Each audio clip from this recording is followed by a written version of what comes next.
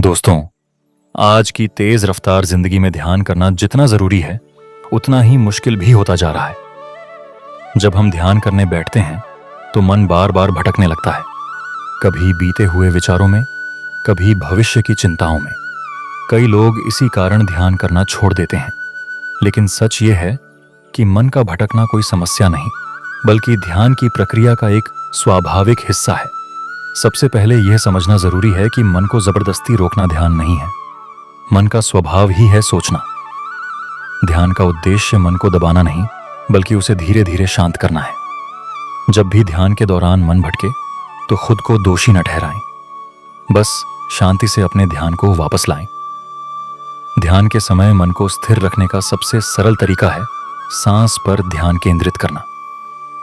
अपनी सांसों के आने जाने को महसूस करें, न सांस को बदलें न नियंत्रित करें, बस साक्षी बनकर देखें। जब भी मन भटके फिर से सांसों पर ध्यान ले आएं। यही अभ्यास धीरे धीरे मन को एकाग्र बनाता है।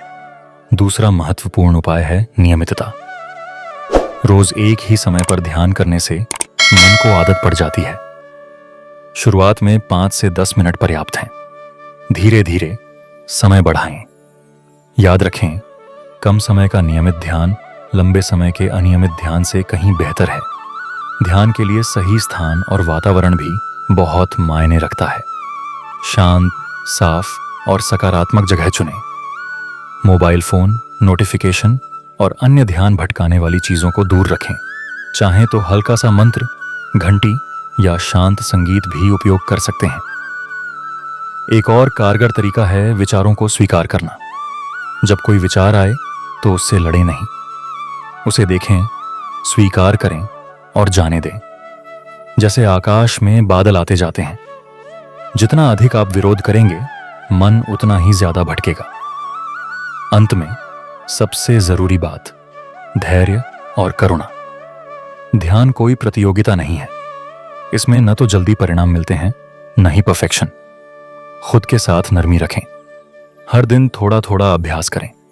याद रखिए, ध्यान में मन का भटकना असफलता नहीं, बल्कि जागरूकता की शुरुआत है।